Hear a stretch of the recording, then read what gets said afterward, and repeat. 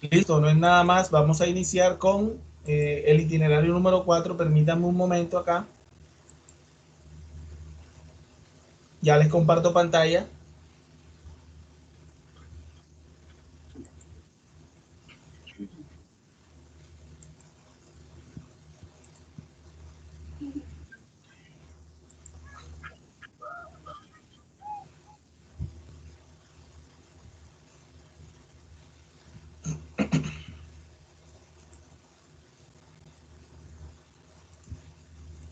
¿Me confirman, porfa, cuando vean mi pantalla? Señora, le estamos bien. Me disculpas, solamente un minutico, Raúl, un minutico, por favor. Dale, Un dale, no te preocupes. solo un minutico. Dale.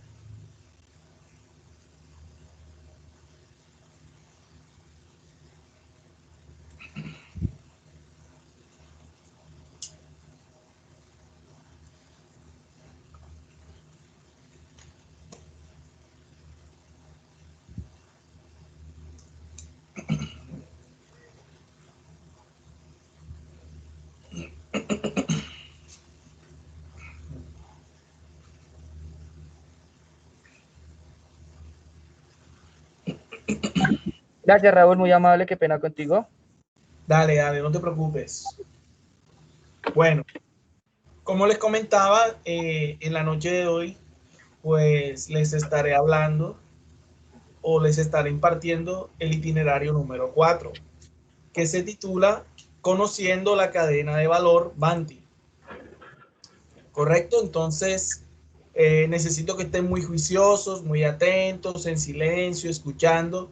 Cualquier pregunta que tengan, agradezco pues dejármela en el chat y acá nuestro amigo Martín pues me las estará canalizando. En caso tal no puede haber el chat de la aplicación. Entonces, ¿me confirman por favor si están viendo mi presentación? Sí, señor. Listo, comenzamos.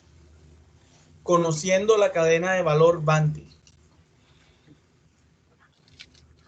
¿Qué es la cadena de valor? La cadena de valor empresarial o cadena de valor es un modelo que permite describir el desarrollo de las actividades relacionadas a una organización empresarial. Es el conjunto de procesos que participan dentro de un objetivo general y, como valor agregado, ofrecen beneficios al cliente y a la organización. Quiere decir, muchachos, que la cadena de valor es ese modelo o ese patrón que nos va a permitir trabajar mancomunadamente, pero también de una forma organizada entre las diferentes áreas de la empresa. ¿Vale? Recuerden que cuando se radica una PQR o cuando se recibe una PQR por parte de nuestros clientes, estas deben ser de conocimiento por un área específica de la empresa. ¿Vale? Entonces, la cadena de valor nos ayudará con ese proceso con el fin de brindar un excelente servicio en cuanto a la resolución de las PQRs, ofreciéndonos beneficios como pues la organización empresarial en cuanto a las labores como tal. Bien sabemos que cuando trabajamos organizadamente tenemos magníficos resultados y al mismo tiempo el cliente pues verá en la resolución de su caso pues la aplicación de esta cadena de valor que también pues le ofrecen ese tipo de beneficios al usuario en cuanto a la rapidez para dar respuestas. Las funciones. Es la guía para que se registren las PQR de los clientes en los canales de atención. Aquí quiero resaltar algo. Dentro de la cadena de valor, chicos, tomen apuntes por favor, porque esto puede ser tema de evaluación. Dentro de la cadena de valor tenemos algo así como un directorio o una guía llamada matriz de erradicación. Matriz de erradicación. Dentro de esta matriz de erradicación vamos a encontrar las diferentes causas por las cuales los clientes nos pueden presentar PQRs, ¿vale? Si es un aumento de consumo en la factura, si el cliente está reclamando por un cobro de reconexión, si está solicitando una revisión periódica. Dentro de esa matriz de erradicación vamos a encontrar el número de la causa de ese caso, de esa casuística como tal que nos plantea el cliente, y asimismo vamos a encontrar a qué actividad o proceso pertenece. Por ejemplo, si un cliente a través de su petición nos solicita una visita para la certificación de instalaciones, es decir, de revisión periódica, esa matriz de erradicación nos va a mostrar que la actividad o proceso a la que se debe dirigir esa petición es revisión periódica. De igual forma, si recibimos una PQR en la cual el cliente está en desacuerdo por el consumo que se le está facturando, esa matriz de erradicación me va a indicar con qué número debo radicar esa causa y a qué actividad o proceso debo asociarla. Que en este caso, la matriz de erradicación me mostraría que debo enviarla a la actividad o proceso de lecturas, ya que es un caso que tiene que ver con los consumos registrados, ¿vale?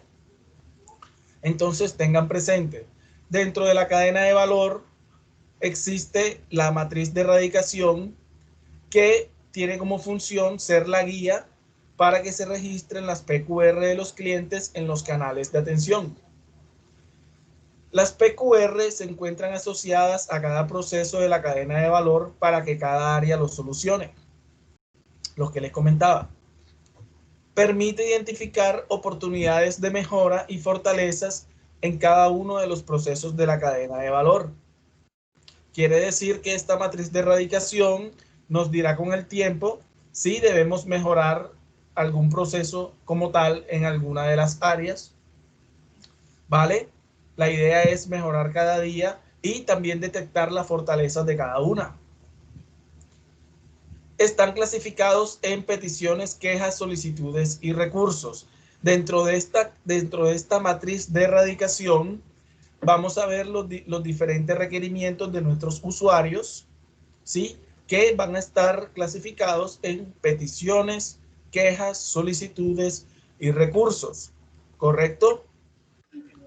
Aquí podríamos determinar, ojo con esto chicos, las reclamaciones van a estar inmersos en el universo de las quejas, ¿vale? ¿Tienen alguna duda al respecto? ¿Quién? ¿No hay dudas? ¿No? ¿Ninguna? No, no, señor. Continuamos. Gracias, Martín. Listo, chicos. Entonces, en Banti tenemos los siguientes canales de atención. Ojo con esto, chicos, que esto puede ser también tema de evaluación. Quiero que estén muy atentos. Los canales de atención en Banti pueden ser presencial, telefónico y otros canales. Vamos a desglosarlos uno a uno. Dentro del canal presencial tenemos a disposición del cliente los CADE y los SuperCADE y también los centros de gas. Los CADE y SuperCADE son estos espacios abiertos en a veces centros comerciales o donde podemos encontrar diferentes puntos de atención de empresas u organismos del Estado, pues para que los clientes puedan aprovechar y hacer varias diligencias en las oficinas que lo requieran. Entonces, tenemos presencia en estos CADES o SuperCADES y también en nuestros centros de gas. Quiero también aclararles que en el canal presencial podemos tener canales de entrada presencial que se denomina IF, quiero que lo observen aquí. Dice origen IF. IF significa presencial y ES significa escrito, ¿vale? Entonces, dentro del canal presencial, el canal de entrada de esas PQR va a ser IF presencial para cuando los clientes lleguen a nuestras oficinas a radicar PQRs verbales, ¿sí? cuando el cliente llegue a nuestra oficina a radicar una PQR verbal, es decir, que no lleve carta en sus manos para radicar, esa PQR va a ser presencial, pues porque obviamente le está acercándose a nuestra oficina, ¿vale? Pero el canal de entrada u origen de su PQR será presencial porque será de tipo verbal. Si el cliente en ese canal presencial, vamos a poner un ejemplo, el cliente llegó a un CADE, obviamente de manera presencial, y nos llevó una PQR escrita, el canal de entrada u origen será ES escrito, ¿correcto? ¿Tienen alguna duda al respecto? Quiero que tengan esto muy claro, por favor. Si tienen alguna duda, me comentan. Chicos, ¿dudas? ¿Ya la colocaste en el chat? Porfa, en el chat.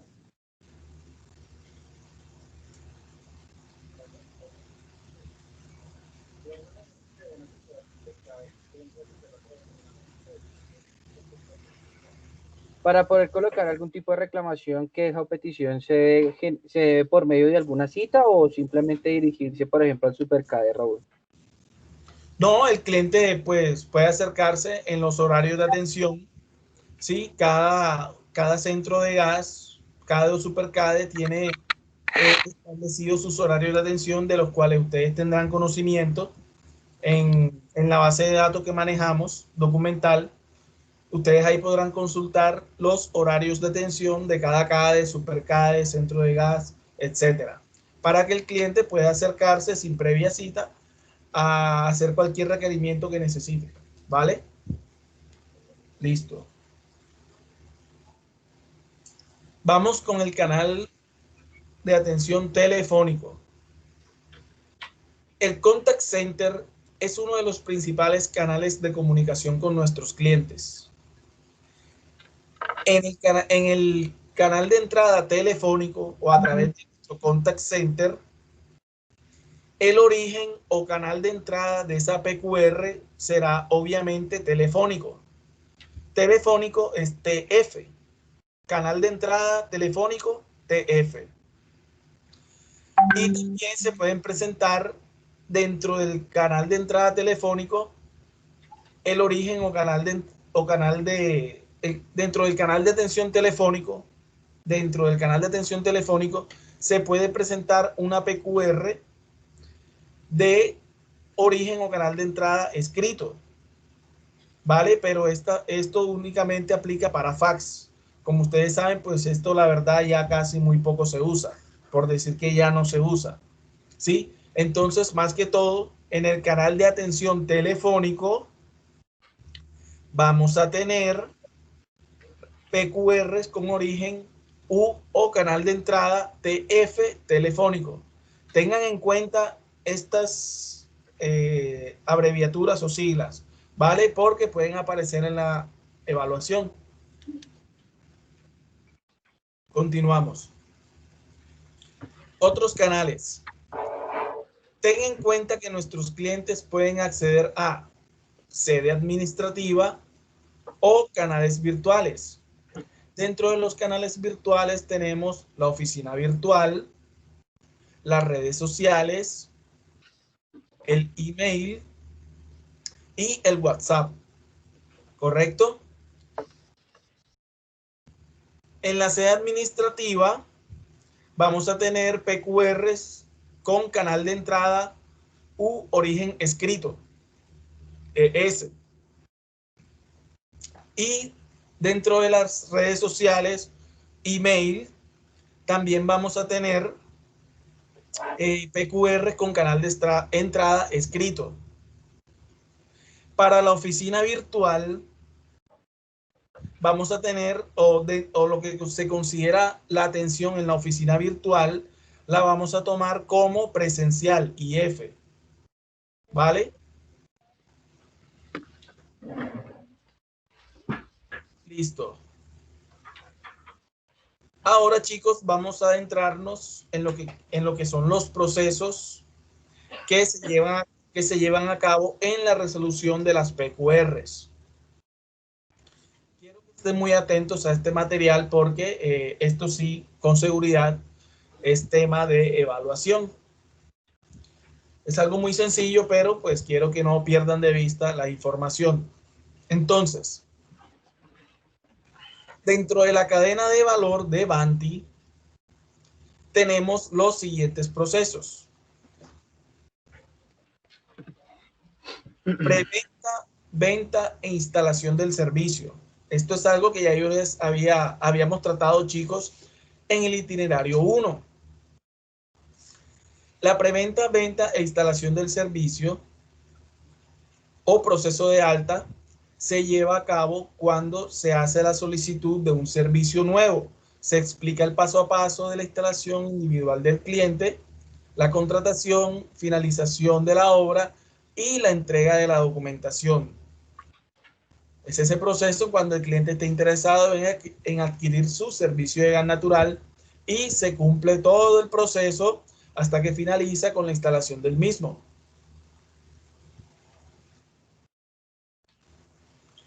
Vamos con el proceso de lecturas. En el proceso de lectura se obtiene y registra la lectura o el consumo facilitados por la distribuidora correspondiente, con el fin de calcular y facturar el consumo al cliente.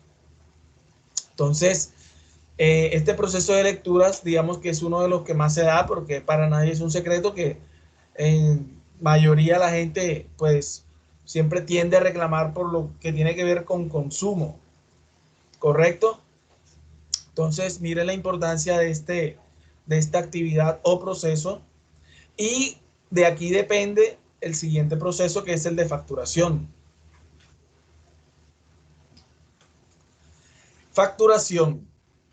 Conjunto de procesos en los cuales se determina el importe a pagar por el cliente a través de una factura para un periodo de tiempo determinado, a partir de los datos de lectura facilitados por la distribuidora correspondiente. Entonces, miren que aquí el proceso de lectura con facturación tienen una relación muy estrecha, porque a partir del proceso de lectura se determina el proceso de facturación. Una vez la empresa tiene los datos de lectura, procede a elaborar la factura del servicio y a generar los importes, pues, que se deban cobrar. ¿Alguna duda, alguna inquietud, alguna pregunta hasta el momento que tengan? Chicos, preguntas. Vale, perfecto. ¿Un poquito qué? Si de casualidad de pronto pudieras devolver la siguiente, la que pasaste, Raúl. ¿Lista? Esa, solamente. Sí, señor, solamente esa. Ok.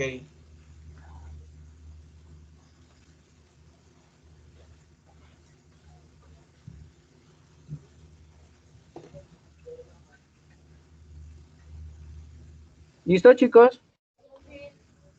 Sí, sí, señor, listo. Listo. Proceso de recaudo. Una vez realizado el proceso de facturación y enviadas las facturas a los clientes, se procede al recaudo de las mismas, incluyendo cobros a favor del cliente, pero no pagos a proveedores o similares. Esto lo que quiere decir es que el proceso de recaudo es esa actividad o ese hecho que se da cuando yo como usuario recibo mi factura, bien sea a través de medios electrónicos o físicamente, y me dirijo al punto de recaudo a cancelar mi factura, ¿correcto? Sí, señor. Esa actividad se denomina recaudo.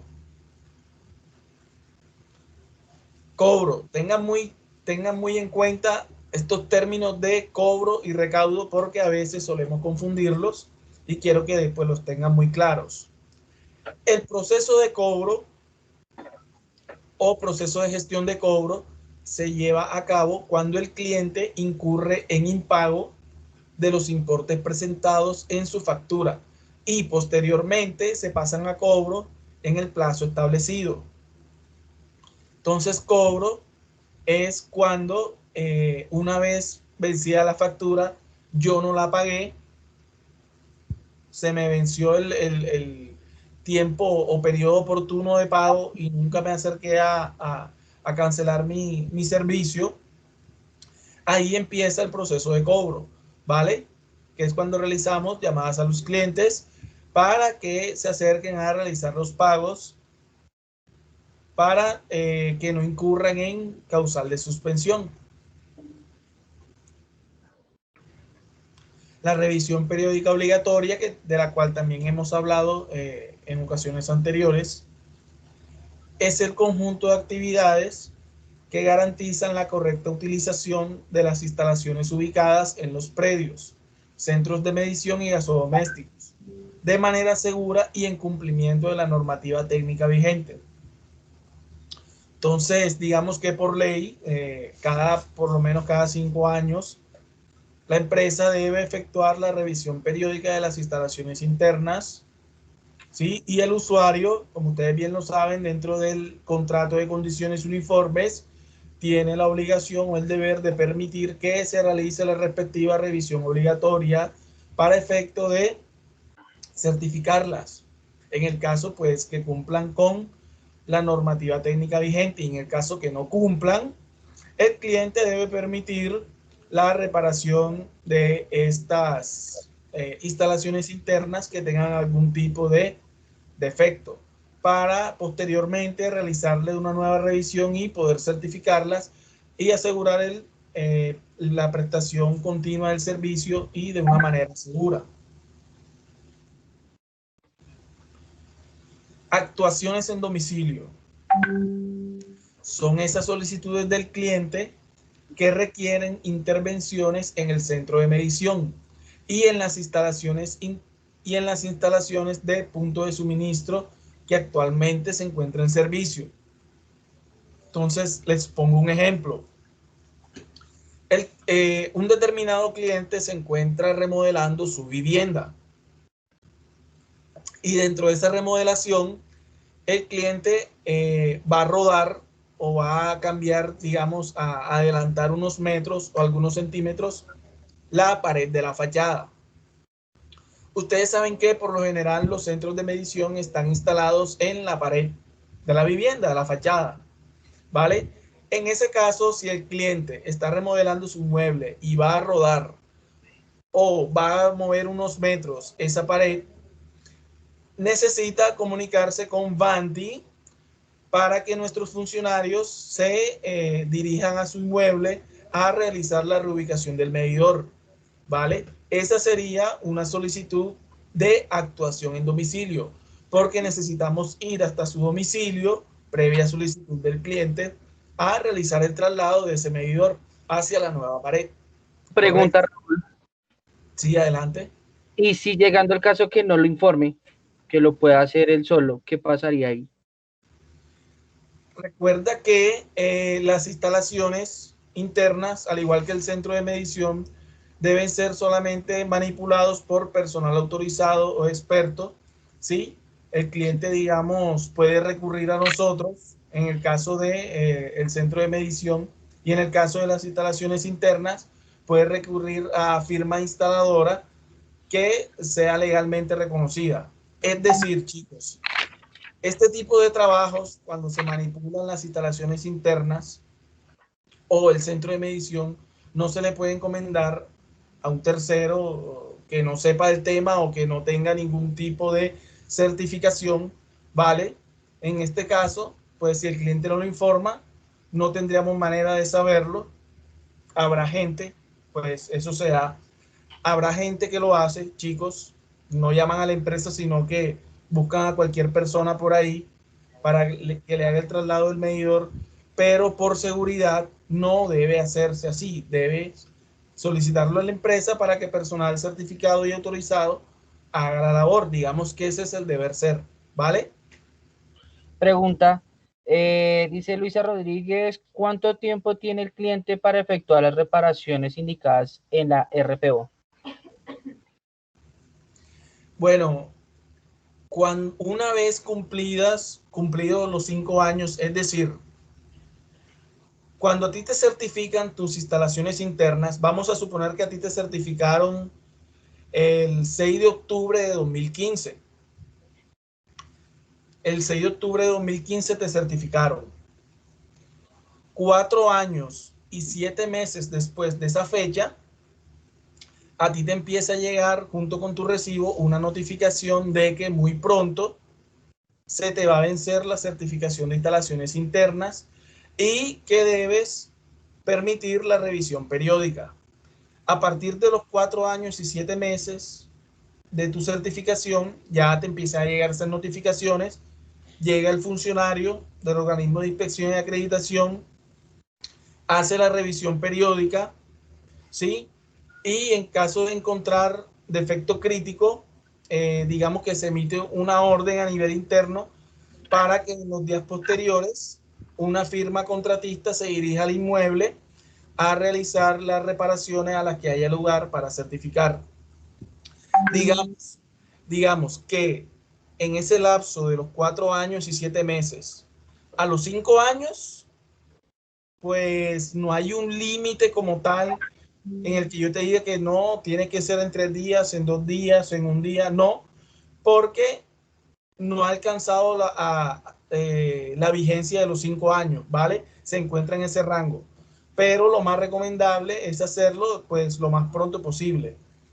Sí, ahora bien, si el cliente ya tiene vencida la certificación de instalaciones internas, es decir, te certificaron el 5 del 6 de octubre de 2015, hoy, 6 de octubre de 2020, se vence tu certificado de revisión periódica, ¿sí?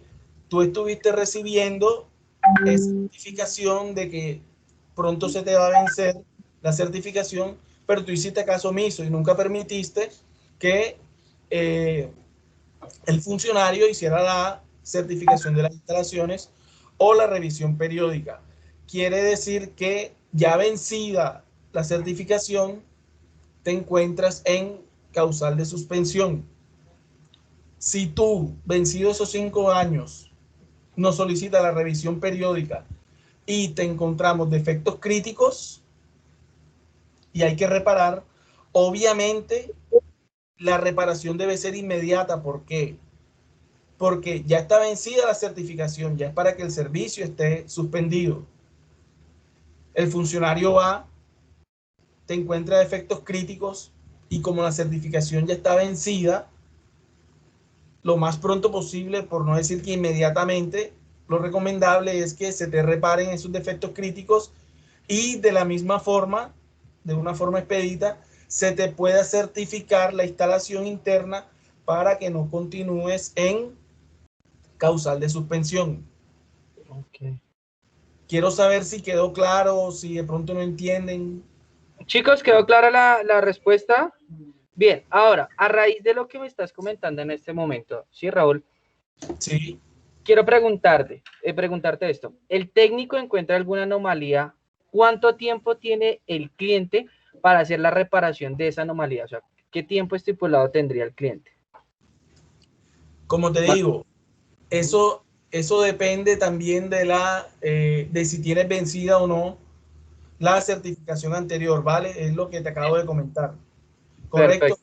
Pero en ambos casos, lo ideal, chicos, es que se haga de la manera más pronta posible, ¿sí? Porque es que se trata de la seguridad de nuestra familia, de nosotros mismos y de contar con un servicio seguro, ¿vale? De acuerdo, sí, señor. Chicos, yo les hago una pregunta. Ustedes tomaron el segundo break. Coméntenme eso de los breaks, cómo está planteado. No, señor, el día de hoy no, digamos que lo estábamos manejando faltando 20 para las 9 estar saliendo, pero no nos logramos tomar un break. ¿Por qué? Porque es que pues se utilizó, digamos, un parte del tiempo de la capacitación en una actividad que se le estaba haciendo a los chicos, ¿sí? Entonces quedaban como 5 minutos aproximadamente, pero pues la realidad como salí 5 minutos al break como que no, Raúl, ¿sí? Entonces pues es como conveniente seguir la capacitación normal y ya mañana podemos hacer esa opción, porque el break quedó a las 5 de la tarde, ¿sí? De 5 a 5:20 del break. y ya después, perdóname la expresión, darle, digamos, a la capacitación hasta las 8:40, que es, digamos, esos 20 minuticos de más que estamos teniendo para poder salir temprano. Por eso, y te hago la pregunta, ¿hoy vamos hasta las 8:40 o hasta las 9? Hasta las 9. Ok, perfecto. Sí, señor. Continuemos. Bien, sí, señor. Gracias, Martín. No, señora, usted. Entonces les comentaba que las actuaciones en domicilios son esas solicitudes del cliente que requieren de intervenciones en el centro de medición y en las instalaciones de punto de suministro que actualmente se encuentra en servicio. Actuaciones en vía pública. A través de este proceso se gestionan las solicitudes relacionadas a las actividades que supongan la realización de trabajos en la vía pública y que afectan a las redes u otras instalaciones asociadas al suministro de gas, estaciones de regulación y medida acometidas, etc. Para estas actuaciones en vía pública vamos a imaginarnos que en una de las calles de nuestra ciudad hay una fuga en la línea principal o troncal que llamamos, ¿vale? Vamos a suponer que una de las empresas contratistas del Estado se encontraba realizando un trabajo, una obra, una pavimentación de vía, por decirlo así, y por error o por accidente rompieron una de las líneas principales de Vanti. Y uno de los usuarios, al ver la novedad, la calamidad, llamó a la línea de emergencia de Vanti.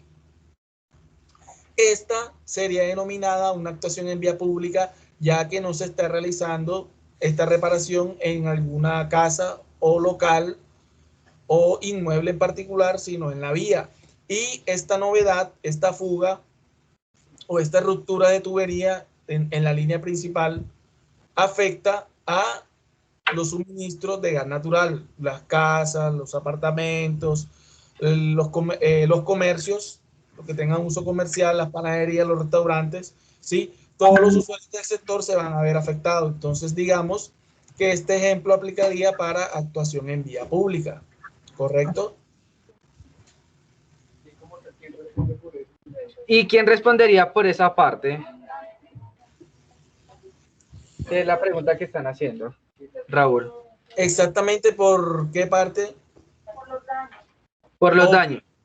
no, en este caso, pues al cliente no se le hace ningún cobro, ¿vale? Porque recuerden, chicos, que del medidor hacia adentro del medidor hacia adentro responde la empresa. De la cometida hacia afuera, todo lo que esté fuera, responde la empresa. Y del medidor hacia adentro responde el cliente, ¿correcto? En este caso, si la novedad ocurrió en la vía pública, pues en ese caso estaría a cargo de la empresa, ¿vale? El cliente solo responde cuando son daños o anomalías en el medidor o en las instalaciones internas. Ok, vale, perfecto, señor. Otra pregunta, Raúl. Sí, ¿Se llama a emergencias mientras que llega la unidad de gas a reparar o inmediatamente se moviliza la unidad? inmediatamente, ¿vale? Cuando tú llamas a reportar estas novedades, inmediatamente se envía una cuadrilla a realizar las reparaciones a aquel lugar. ¿Correcto? Obviamente, a la persona que llama se le dan unas recomendaciones, ¿sí? Sí, señor. Para que no haya ninguna situación de peligro o que genere más peligro, por decirlo así. ¿Correcto? Y la reacción de nuestra empresa es inmediata en este tipo de casos. Aunque te comento, cuando las empresas contratistas realizan trabajos en la vía pública, por lo general, ellos solicitan un acompañamiento por parte de Vanti. ¿Sí? Es decir, que mientras ellos están trabajando, siempre se asesoran previamente de Vanti, siempre hay un personal, digamos, dispuesto. Entonces, en el evento que no ocurra y suceda este accidente, pues se llama a la línea de emergencia y pues en pocos minutos estaremos reparando la novedad en la vía pública, ¿vale? Perfecto, sí, señor. ¿Algo otra duda, chicos?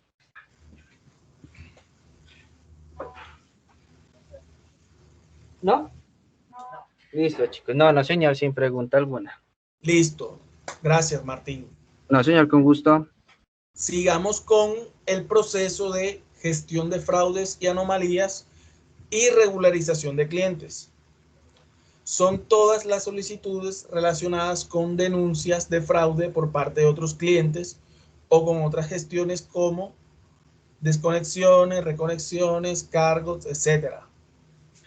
Es decir, son estos casos en los que se le detecta algún tipo de fraude al cliente. De pronto el cliente, para ahorrarse unos pesos, para ahorrar dinero, manipuló el medidor y este medidor no está registrando el consumo. El odómetro pues no registra. O Sí. no registra el consumo que en realidad se está llevando a cabo dentro del inmueble. O que terceros no autorizados manipularon la cometida también para que el medidor no registrara el consumo. Este tipo de malos procedimientos se van a canalizar a través de nuestro proceso de gestión de fraudes y anomalías y regularización de clientes. ¿Correcto? Bien, Raúl, una pregunta. Si se identifica ese tipo de cosas, ¿ya quedaría de por vida suspendido el servicio o se llegaría a un acuerdo con el cliente por parte de Bantio? ¿Cómo sería el proceso? Bueno, te comento que cuando a un cliente se le detecta este tipo de fraudes, el área de gestión de fraudes y anomalías inicia una actuación administrativa, ¿sí? Para validar realmente qué fue lo que pasó.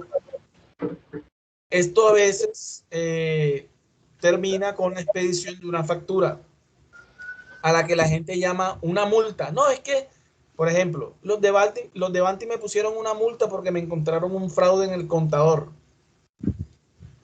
No es una multa, es una factura con la que se busca recuperar esos consumos que el medidor no registró cuando el cliente lo manipuló.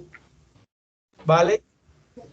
Todo ese gas que nosotros no pudimos facturar porque el cliente tenía el medidor manipulado, se busca recuperar a través de esa factura que se emite una vez es llevado a cabo una actuación administrativa por parte del área de gestión de fraudes y anomalías.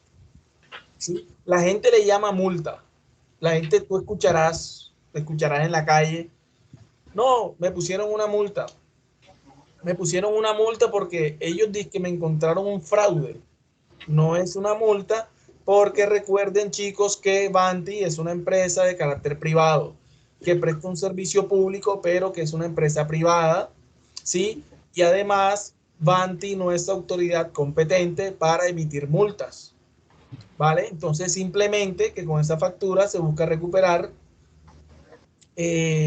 lo que debió cobrarse cuando el cliente manipuló el medidor o la cometida. ¿Correcto? Pero esto obviamente, esa factura se emite una vez se concluye la actuación administrativa, ¿sí? Y ahí pues con unas fórmulas matemáticas, ahí pues se tasan pues cuántos fueron los metros cúbicos que dejaron de percibirse en ese periodo en que el medidor estuvo trocado o que estuvo manipulado, perdón, en ese lapso en que el medidor estuvo manipulado, ¿correcto? Perfecto, señor. Una pregunta. ¿La factura que se cobra con esa multa se puede financiar o se paga ya inmediatamente en su facto? Dicen por ahí, en Sí, su facto. no, sí, claro, si el cliente no tiene la opción de cancelar esa factura de ese gas que no registró el medidor en su momento, él tiene la opción de financiar la deuda, ¿sí? Porque el no pago de esa factura también es causal de suspensión, ¿correcto? Oh, Entonces, él, si tiene la facilidad, la puede pagar de contado y si no, la puede financiar, no hay ningún problema, ¿vale? ¿algo otra duda? Raúl, Otra una pregunta. pregunta. Sí. Dale, Martín. Dale. Vale, Jenny, ya. Pregunta Jason Sánchez, Banti, ¿cómo sabe cuál fue el consumo que dejó de facturar por el fraude cometido? Como te dije, como les he dicho, chicos, eso lo hacen nuestros ingenieros, ¿sí? Del área de gestión de fraudes y anomalías y regularización de clientes. hay unas fórmulas matemáticas. Otra cosa es que en este tipo de casos el medidor se lleva al laboratorio, ¿sí? Digamos, dentro de este procedimiento, cuando al cliente se le detectan estas malas prácticas, el medidor se retira, se lleva al laboratorio, se hacen unos estudios, es como un peritaje que le hacen, ¿vale? Y basado en ese análisis que se le hace al medidor y en las fórmulas matemáticas que tiene el área de gestión de fraudes y anomalías, se tasan cuáles fueron los consumos que el medidor no registró y que el cliente disfrutó. Entonces de ahí pues se tasa el valor de la factura. ¿Correcto? Correcto. Otra pregunta. ¿Le quitarían el medidor o cómo sería ahí el proceso? Sí, claro, el medidor es embalado, es decir, se mete en una bolsa, en una cadena de custodia, ¿sí? Y se lleva al laboratorio, ¿vale? Y ahí le colocan otro medidor, digamos, en ese caso que se pueda llegar a algún acuerdo, ¿cierto? Sí, señor. Cuando obviamente el medidor se encuentra con algún defecto, se le cambia por uno nuevo y ese medidor viejo que está manipulado se lleva al laboratorio y se le hace el estudio, pues, cual les estoy hablando.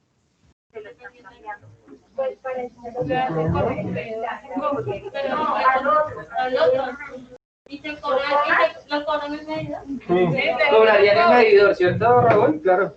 ¿Sí?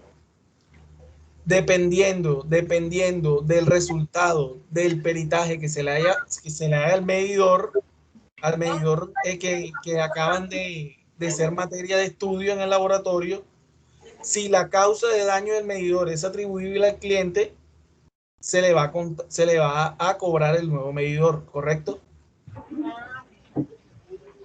Bien, perfecto. ¿Y otra duda, chicos? ¿Qué más dudas? Aclarando eso, que dejan de repuesto aquí. El que dejan de repuesto, preguntan. No, por eso. Por eso, les comento, miren, el cliente se le encontró una anomalía en el medidor. Vamos a poner un ejemplo, pues, para que lo tengan más claro. Al cliente le encontraron una anomalía en el medidor. Esa anomalía no permite que se registren los consumos reales, ¿vale? Se retira ese medidor para llevarlo al laboratorio. Digamos que hasta ahí no tendríamos la certeza de si, para este ejemplo, no tendríamos la certeza si fue el cliente que lo manipuló o es un desgaste ya por tiempo, por edad del medidor. Mientras tanto, el cliente se le deja un medidor nuevo, ¿vale? Pues para que siga, para que se le siga prestando el servicio. Si una vez culminada esa actuación administrativa y ese peritaje que le hacen al medidor retirado, la empresa descubre que ese medidor en realidad fue alterado por el cliente para no pagar lo que debía cancelar por las facturas, al cliente se le va a cobrar la postura del nuevo medidor. Si por el contrario determinamos que simplemente el medidor se encuentra desgastado por edad y que el cliente jamás lo manipuló y que él no tiene culpa de eso, pues no se le hace el cobro del mismo, ¿correcto? Correcto. Bueno, listo. Seguimos. Actualización de datos. Este proceso reúne las acciones de actualización, modificación, cambio de los datos del titular, así como realizar un cambio en la titularidad del contrato. Todas las modificaciones que engloba afectan a la identidad del cliente. Ténganlo claro. La actualización de datos reúne las acciones de actualización, modificación, cambio de los datos del titular, así como realizar un cambio en la titularidad del contrato. Todas estas modificaciones que engloba afectan la identidad del cliente. Es decir, que la actualización de datos es todo esto que tiene que ver, como por ejemplo, un cliente llama y solicita una actualización de datos porque el número de su cédula no termina en 8, sino en 3. Obviamente, esto es algo que no se puede realizar por teléfono, ¿vale? Porque él necesita reunir unos requisitos para, en este caso, la corrección de la cédula, como lo es la fotocopia de su cédula y una solicitud de la corrección de la cédula, ¿vale? Raúl, Digamos, una pregunta. por teléfono, sí, dime. En este caso, Banti no tiene como esa certeza o digamos que no ha evidenciado ese pequeño error, ¿sí? De lo del medidor o manipulación del cliente. ¿A quién se le cobra eso? ¿A quién se hace responsable de fraude o a quién? Al suscriptor de la factura, Ok, vale, perfecto. ¿vale?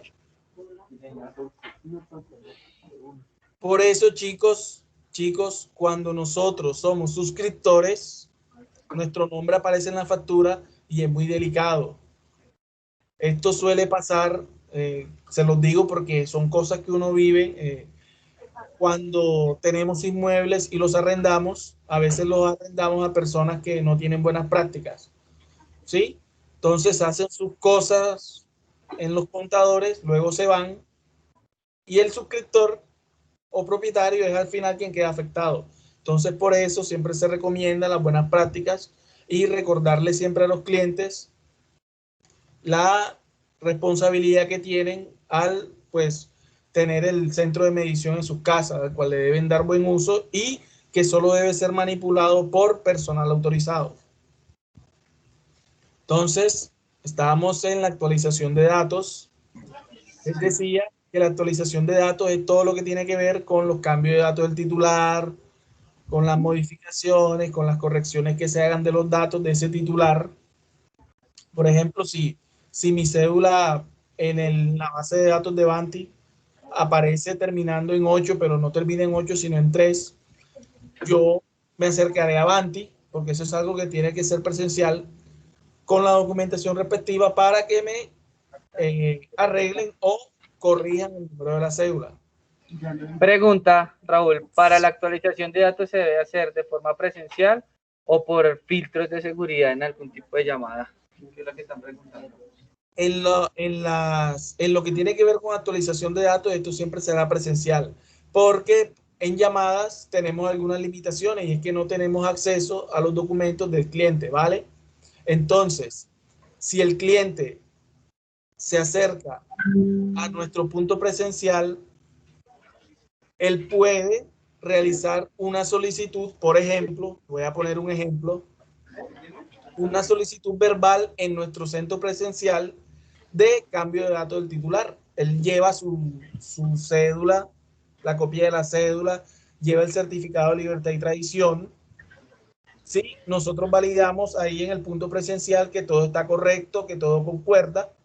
Ahí mismo el asesor en primer contacto le puede hacer el cambio de titular, ¿correcto? O si por el contrario el cliente se acerca para hacer los cambios de datos del titular porque él quiere aparecer en la factura, porque quien aparece es el propietario anterior, él se acerca con una carta, también se puede acercar con una carta a solicitar el cambio del titular, ¿correcto? Raúl, Pero eso es lo que me estaban preguntando, perdón, te interrumpo. En el caso de fallecimiento de titular, en ese caso ya sería que se acercara o cómo se podría hacer ahí la actualización de datos. bueno, te comento que cuando es un propietario que ya falleció, ¿sí? Y aún aparece en la factura, la persona interesada debe acreditar el registro civil de defunción, ¿correcto? Sí, señor. El registro civil de defunción, pues, de la persona finada. Entonces, fíjense, por eso les digo, chicos, que todo lo que tiene que ver con actualización de datos, obviamente tiene que ver con documentación y pues por eso se hacen estos trámites de carácter presencial, ¿vale? Bueno, chicos, entonces faltan 2 minutos para las 9. Vamos a terminar aquí, pues mañana a partir de las 2 de la tarde, de 2 a 4, estaremos dando la continuación de este itinerario, ¿sí? Sí, señor. Entonces, Pues, Chicos, tenemos dudas, inquietudes hasta el momento de lo que nos estaba comentando Raúl. alguna ¿Ninguna? duda. No, señor. Bueno, chicos, les doy muchas gracias por haber pues estado atentos a toda la información que les he impartido. Les deseo un feliz descanso, una feliz noche. Mañana puntualitos a las 2 de la tarde para la continuación de este itinerario, ¿vale? Así sí, señor. Muchísimas gracias, Raúl. Que te Gracias vaya a ti. bien, descansa. Gracias, chicos. Igualmente, que descansen.